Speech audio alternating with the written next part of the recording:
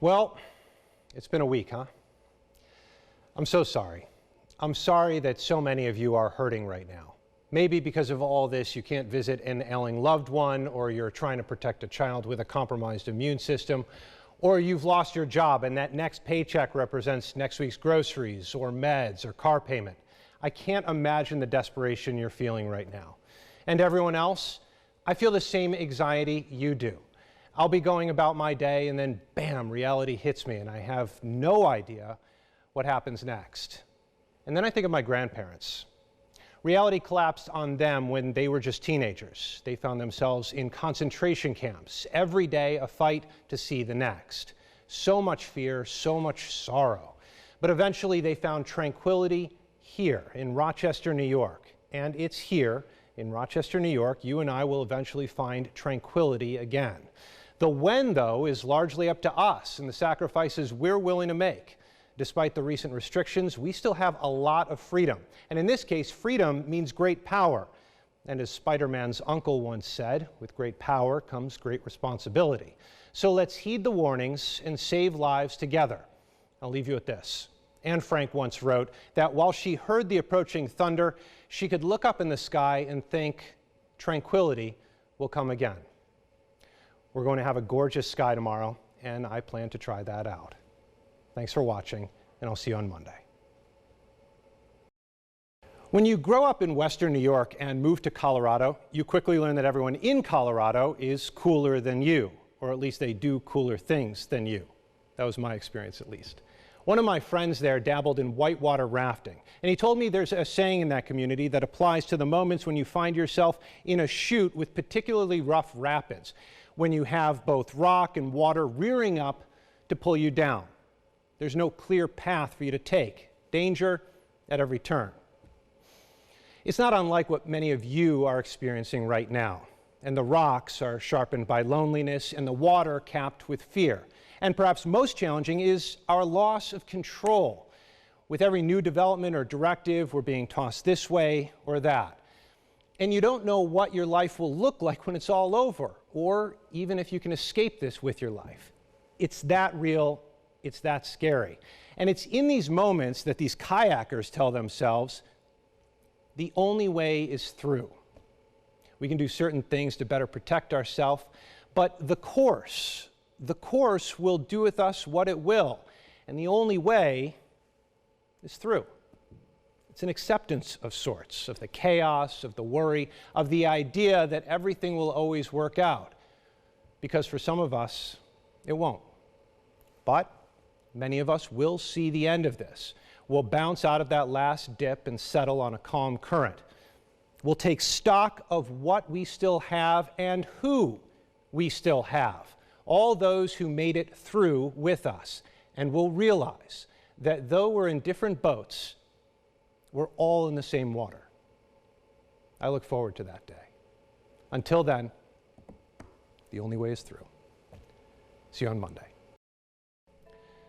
I want to draw your attention tonight to the Higdon Harp Concerto. This was the composition performed by the RPO under the baton of Ward Stair that won a Grammy this year. The third movement is called Lullaby, and it was inspired by the close relationship the harpist in this recording has with her daughter. It reminds me of some of the relationships many of my friends have with their kids. Well, this week I went fishing, asking you to send me a family pic so I could cook up something on parenthood in this window of time. To be clear, all this is not a walk on the beach. The to-do list can be overwhelming. The right approach, puzzling. You can feel boxed in, and sometimes you make a mess of it. Emotionally, there are ups and downs. But I'm going to go out on a limb here and say a lot of these smiles are genuine. They reflect a recognition that some bonds are forged by fire, that some milestones are met outside the spotlight, and some celebrations need but one gift. And so we venture outside together. We sit together. We kick COVID in the teeth together. And while at times we might get overheated at the kiddos or these cards we've been dealt, our children will likely remember the smiles and the time they got to float along with us in this choppy water. And many kids don't even see the storm. They see the rainbow it makes and the colored brick road over it.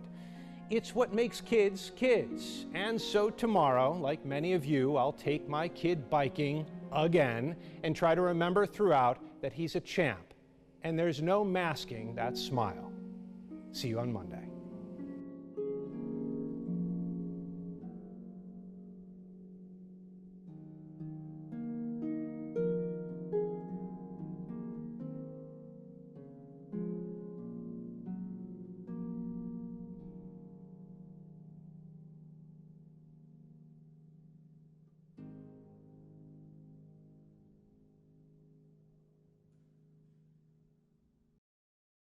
I was talking with a local business owner earlier this week, and he was telling me how distraught one of his employees, a woman nearing retirement age, became when he told her that she had to work from home.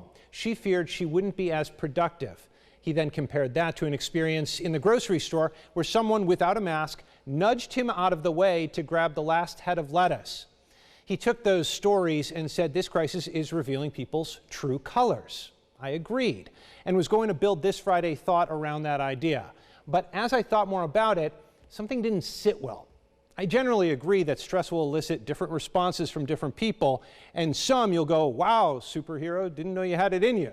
Others, well, not the best under pressure, that whole trample grandma to escape a fire thing. But here's what bothered me.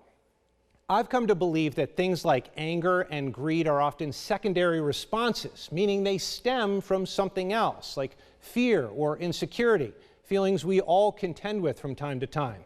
And so when someone gets aggressive on the road or attacks me on social media, I try not to think, oh, they're jerks through and through. Instead, I try to realize that they're likely struggling with something, and what I'm seeing is an outgrowth of that struggle. If I'm right about this, then their true colors rest underneath the bluster and carelessness. This isn't to excuse any of it, but it helps me to understand it.